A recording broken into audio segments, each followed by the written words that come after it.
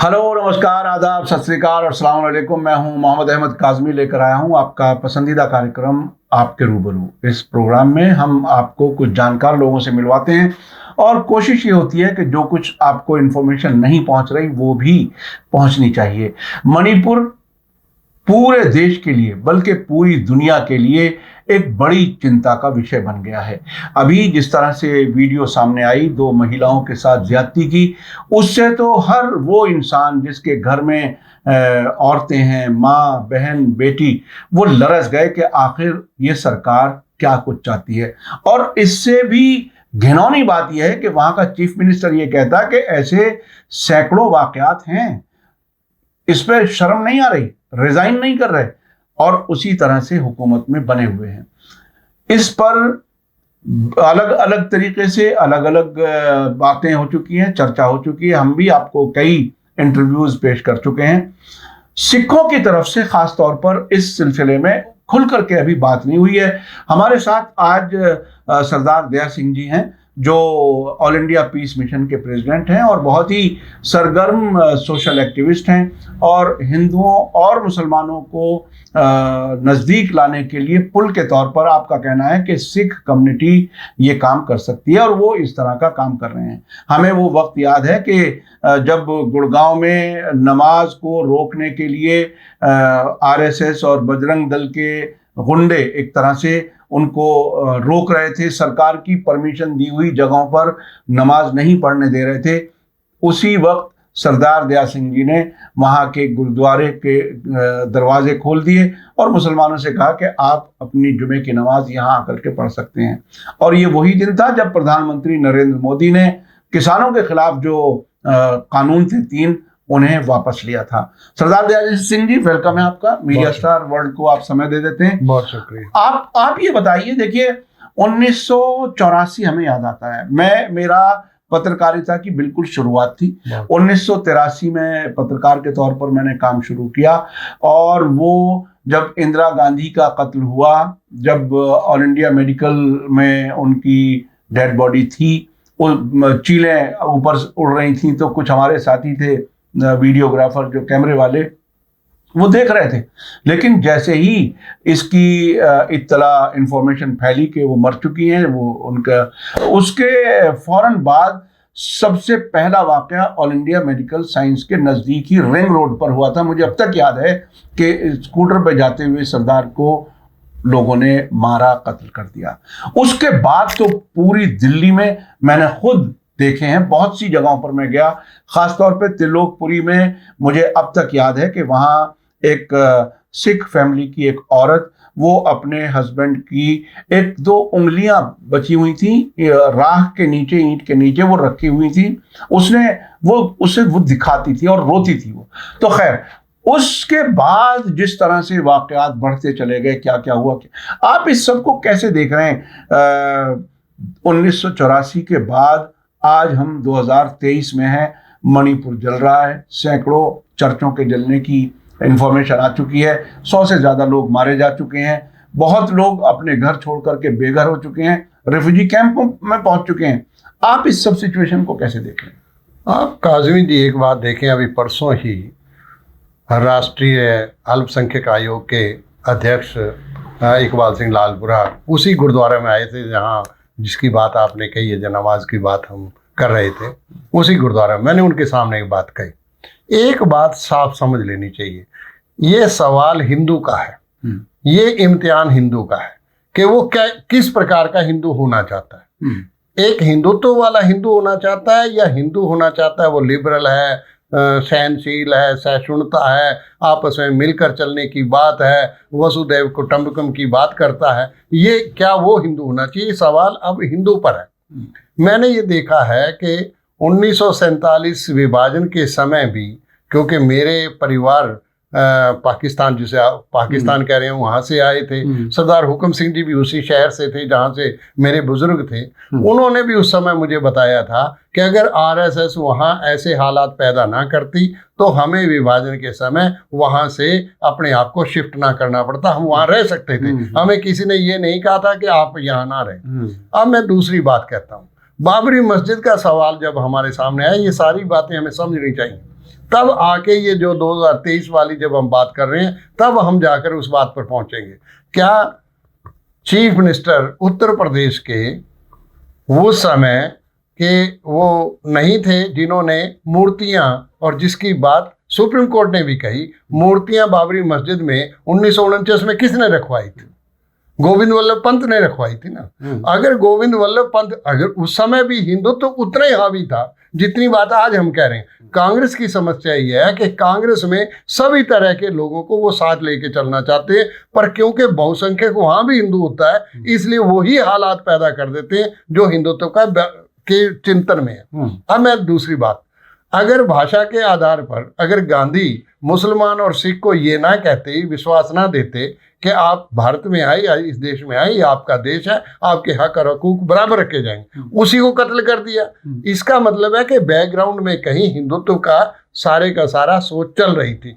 हिंदुत्व के कारण ही मैं समझता हूँ कि गांधी को मारा गया। जी। अब सवाल ये उठता है कि गांधी के जाने से वो वायदे खत्म हो गए जो उन्होंने मुसलमान और सिखों के, वायदे खत्म हो गए, अब वायदे नहीं रहे। अब उसके बाद अगर आप थोड़ा सा आगे बढ़े तो भाषा के आधार पर सूबे बन रहे थे। सिखों के लिए भी जब गांधी ने कहा था कि आपको भी अलग एक ऐसी जगह मिल जाए जहां आपकी बहुसंख्यक हो, जब वहां की बात हुई तो उसको 16 साल लगे। और उसी दौरान हिंदी हिंदू हिंदुस्तान का नारा किसने लगाया? ये सवाल उठना चाहिए था। अब पंजाब बन गया, पंजाब बना तो पंजाब के बाद जो हालात बने 1971 में, सिख अग्रिम पंक्ति पर खड़ा था। मैं ये इंदिरा गांधी को अभी कसूरवार नहीं मानता क्योंकि इंदिरा गांधी सिखों के खिलाफ नहीं थी, पर जो हालात बने उसी इंदिरा गांधी के ही कारण करके सिखों को 1984 भुगतना पड़ा। अब थोड़ा सा एक बात और कर दूं, जेपी मूवमेंट आई, जेपी मूवमेंट में भी पूरी की पूरी मूवमेंट आरएसएस के सामने, उसी का हथकंडा बन गई, उसी के हाथ में आ गई। आप देखें कि जब चंद्रशेखर जी ने यह सवाल उठाया कि ड्यूल मेंबरशिप जनता पार्टी में नहीं होगी, जो आरएसएस थी वो पूरी की पूरी बाहर निकल गई, जो उसमें हिस्सेदार थी, जनता सरकार में हिस्सेदार थी, वो सारी की सारी बाहर निकल आई और उन्होंने बीजेपी बना ली। अब लोग कहते हैं कि बीजेपी को 2 सीट मिली। मैंने कहा ये भी गलत आप करते हैं। 2 सीट बीजेपी को नहीं मिली, वो सारी की सारी सीट इंदिरा गांधी के उस कत्ल को जो सिखों के ऊपर लगा दिया गया और उसके अंदर सिखों को उग्रता का दिखा दिया गया कि सिख उग्र हैं, इसलिए वो बदले की भावना लेकर पूरे ही हिंदुओं को ऑर्गेनाइज किया और पूरे सिखों को कटघरे में खड़ा कर दिया। जबकि कोई सिख ऐसा नहीं था जो खालिस्तान मांग रहा हो, कोई ऐसा सिख नहीं था जो ये काम कर रहा हो। ये मैं मान सकता हूं कि कुछ एक लोग ऐसे उग्रता में आ जाते हैं। मैं समझता हूं कि 2 जून 1984 को जो इंदिरा गांधी ने लास्ट में डिक्लेरेशन दिया, उसमें भी कहा कि वायलेंस को काउंटर वायलेंस से नहीं जीता, खत्म किया जाए, पर सम मिसगाइडेड हिंदूज।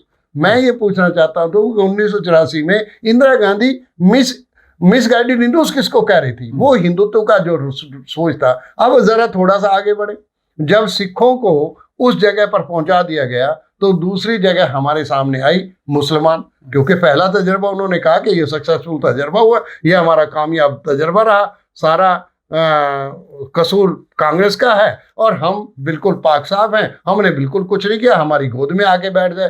सिख भी बेवकूफ़ी कर गए कि वो आरएसएस की गोद में बैठ गए। 1992 क्यों हुआ? अब मैं किसी से पूछता हूं कि जब तक उनको राजीव गांधी चाहिए था, राजीव गांधी के पास तो 414 सीट थी, मुसलमान भी उसके साथ था। मैं हैरान हुआ कि किसी भी जगह 1984 में एक भी मुसलमान को आइडेंटिफाई नहीं किया जा सकता जिसने सिखों पर कोई कत्ल किया हो, सिखों पर टायर फेंके हो किसी ने, बल्कि उन्होंने उनको बचाया।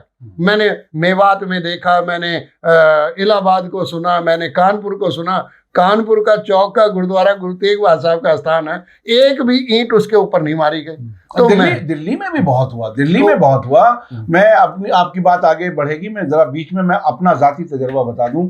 मैं उस वक्त नॉर्थ ईस्ट दिल्ली में रहता था। मेरे घर, मेरी उम्र कम थी, स्टूडेंट था, और स्टूडेंट के बाद में यानी शुरुआत थी बिल्कुल प्रोफेशन की।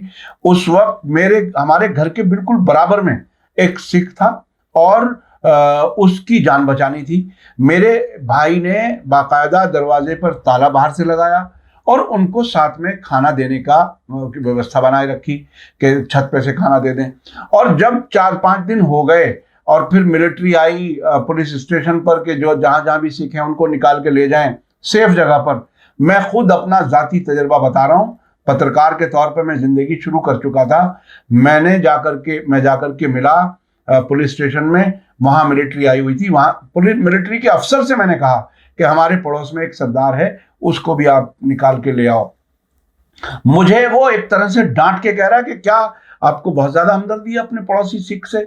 तो ये एटीट्यूड था उस वक्त सिस्टम का। मैं आपके सामने एक और बात कर रहा हूँ। जो आज बात उन 2 बच्चियों की मणिपुर वाली हो रही है, मैं देखना चाहता हूं कि अगर 1984 में क्या यही बलात्कार नहीं हुए थे? जी। सवाल ये है कि ये जो बलात्कार का जो सेंस है ये बहुत खतरनाक है। ये जब भी मॉब लिंचिंग होती है उसमें आइडेंटिफाई करके उनके साथ ही मॉब लिंचिंग की जाती है, और स्त्रियों को, महिलाओं को इसलिए टारगेट किया जा सकता है ताकि उससे सारा समाज प्रभावित होता है, सारे समाज के ऊपर चोट लगती है।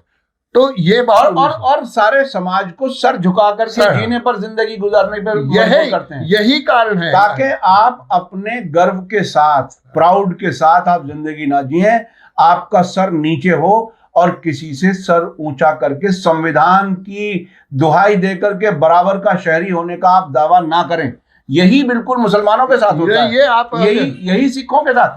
ये देखिए, संविधान के खिलाफ काम करने वाले लोग चाहे सरकार में हो, सरकार से बाहर हो, ये याद रखें कि आम लोगों की और सरकार के बीच में जो बंधन है वो एक तरह का कॉन्ट्रैक्ट है, और कॉन्ट्रैक्ट, संविधान कॉन्ट्रैक्ट है। आप हमें ये दोगे, हम आपको ये देंगे।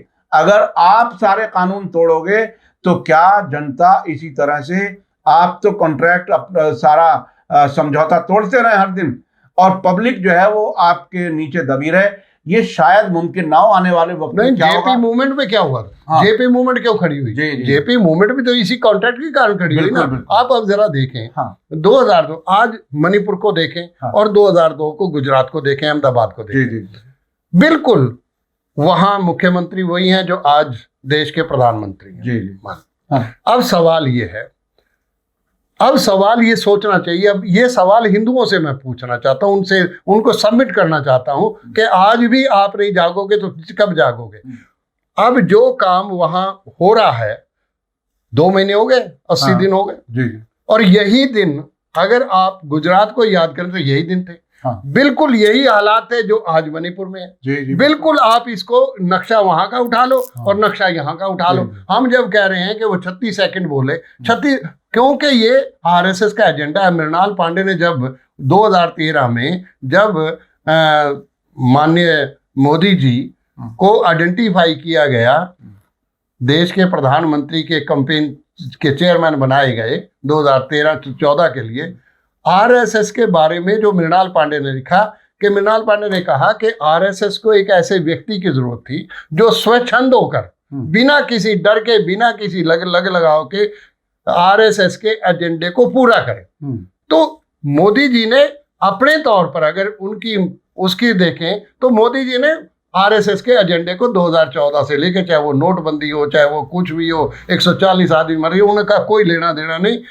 उन्होंने सब किसान जब मरे उनके बारे में पूछा गया तो इतना झटक के कह दिया कि मेरी वजह से थोड़ी मरे, तो 700 किसान मरे। तो मेरा ये कहना है कि वो तो आरएसएस के एजेंडे को लागू कर रहे हैं, वो कोई माने या ना माने उसके ऊपर है। वो अपनी बिल्कुल तय दिली से उन्होंने ये सोचा है कि मैंने आरएसएस के एजेंडे को पूरा करना। अब क्योंकि 2023 है, उन्होंने मुसलमानों को देख लिया, उन्होंने सिखों को देख लिया, अब उनके पास लास्ट चांस था कि 2024 से पहले ईसाइयों को भी अपनी जगह दिखा दी जाए। मणिपुर जो है वो एक जगह बनी जिसमें विनोद, यानी एक लेबोरेटरी बनी ईसाइयों के खिलाफ जुल्म करके दिखाने की, बताने की। अब अगर इसके बैकग्राउंड में जाओ, केरला में वो सक्सेसफुल नहीं हो सके।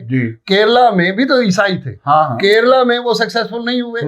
केरला में जब वो सक्सेसफुल नहीं है तो मणिपुर उनका, क्योंकि उनको लगा कि ये एक जगह है जहां हम इसको हम देख सकते हैं और कर सकते हैं। और ये तजर्बा मैं समझता हूं कि बिल्कुल 2002 के तजर्बे को, पूरे के पूरे तजर्बे को 2023 में हमारे सामने।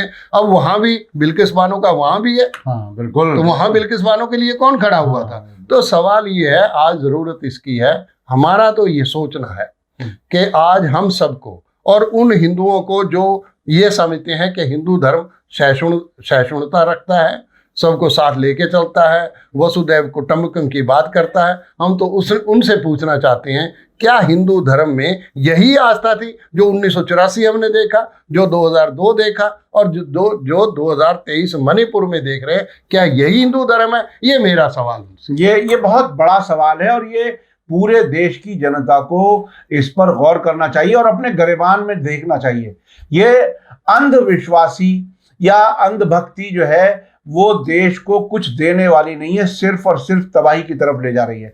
अच्छा, अब ये बताइए कि क्या इन मणिपुर के जो मजलूम ईसाई हैं उन तक किसी तरह की कोई मदद, कोई हेल्प, कोई उनके लिए कोई चीज़ कुछ सोची जा रही है कम्युनिटी के लेवल पर? क्या कुछ लोग हैं जो इस तरह का कुछ काम कर रहे हैं, या क्या कुछ है आने वाले वक्त में जो अच्छी सोच वाले लोग हैं? आप और इंडिया पीस मिशन के अध्यक्ष हैं, क्या आपकी कुछ ऐसे लोगों से बातचीत हो रही है कि उन्हें किसी तरह से उनके आंसू पोंछे जा सकें?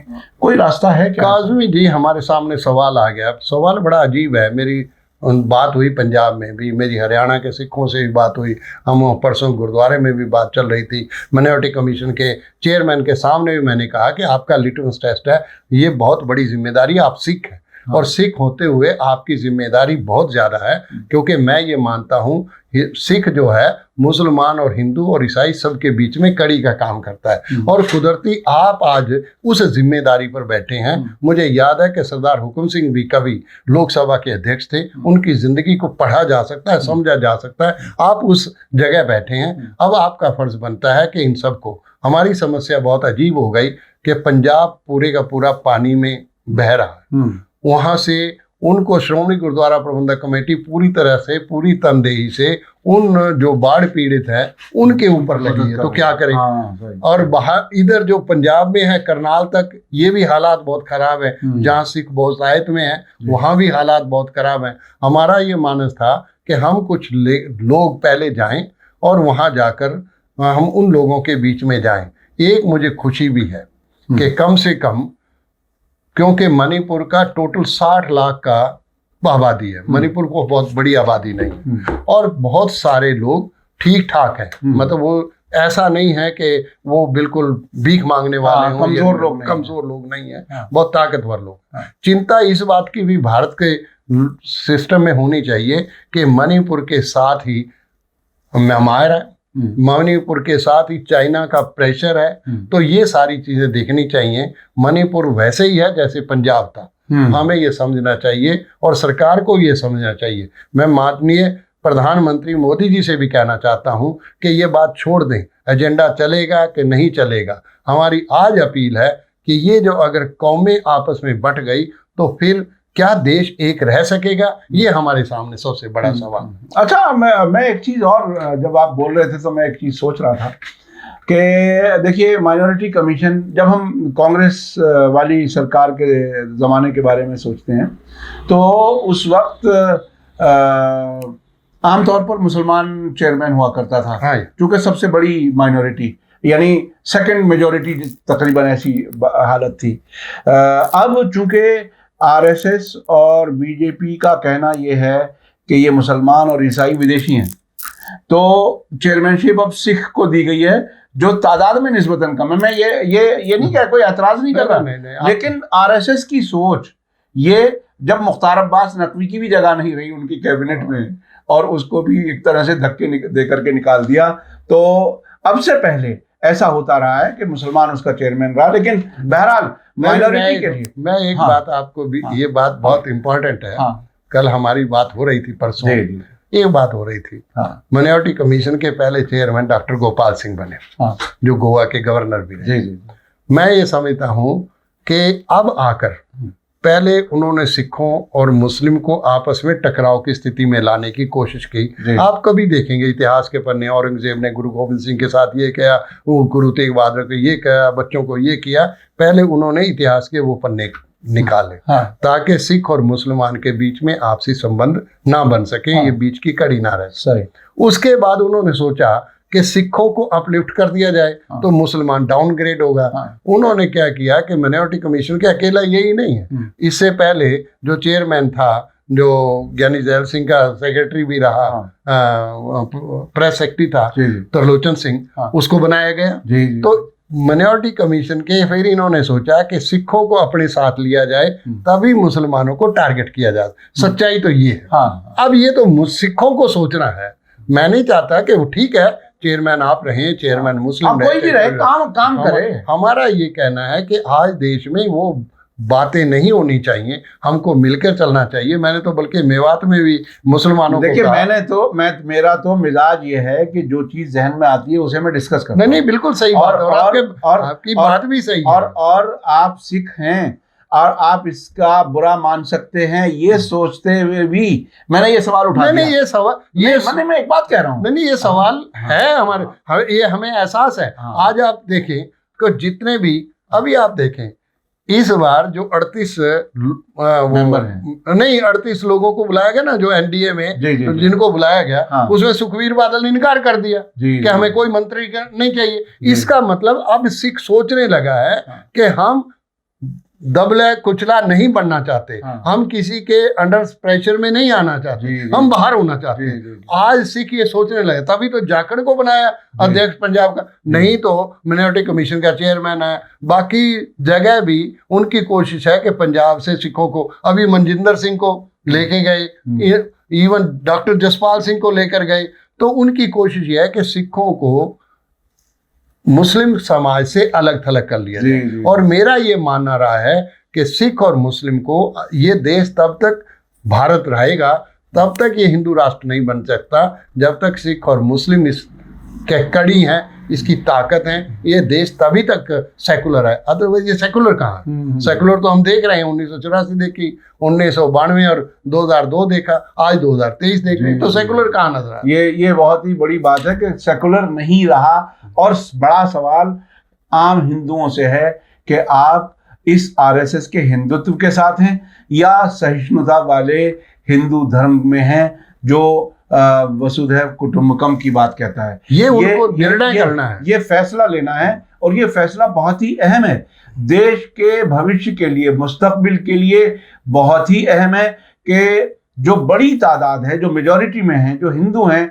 उन्हें ये फैसला लेना है कि ये बंटवारे वाली जो राजनीति है, देश को तोड़ने वाली, क्या वो उनके साथ खड़े हैं या देश को सबके एक साथ मिलकर के देश की तरक्की के साथ हैं। एक लाइन और मैं कह दूं, आज माननीय प्रधानमंत्री जी अमेरिका गए, वहां जाते ही ओबामा ने क्या कह दिया, उसके बाद रिपोर्ट क्या छपी। जी। आज जो यूके की, इंग्लैंड की पार्लियामेंट है, नीदरलैंड का मेंबर पार्लियामेंट क्या कह रहा है। तो आज सवाल हिंदू पर उठने लगे हैं। अभी तक तो ये हिंदू कह रहे थे कि हम सहिष्णु हैं, सब कुछ हैं, केवल मुसलमान कोई, अगर मैं मुसलमानों को, तो अटल जी कह रहे थे कि मैं मुसलमानों, सारे मुसलमान तो आतंकवादी नहीं होते, पर जो पकड़े जाते हैं मुसलमान होते हैं।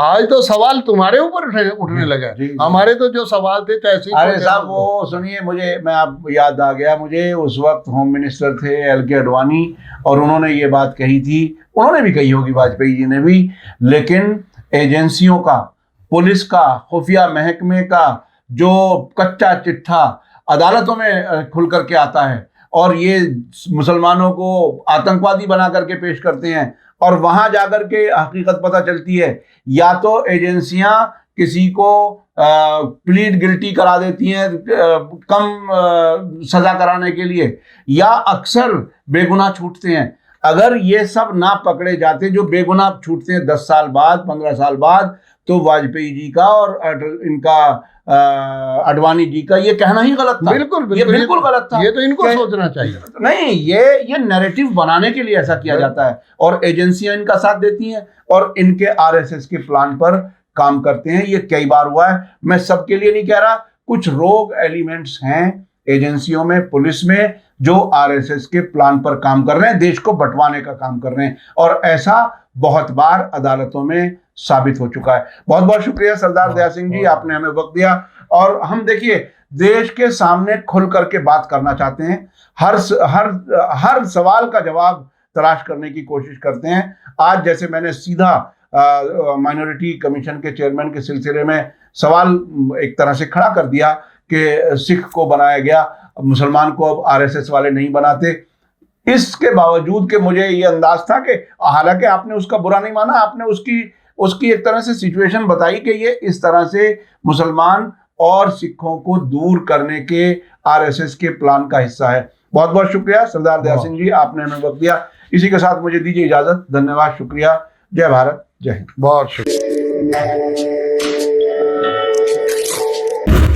मीडिया स्टार वर्ल्ड के और वीडियो देखने के लिए हमारे चैनल को सब्सक्राइब करें और सीधे नोटिफिकेशन पाने के लिए बेल आइकन दबाएं। और अगर हमारी खबर सच्ची और अच्छी लगे तो अपने व्हाट्सएप, इंस्टाग्राम, फेसबुक और ट्विटर अकाउंट पर जरूर शेयर करें।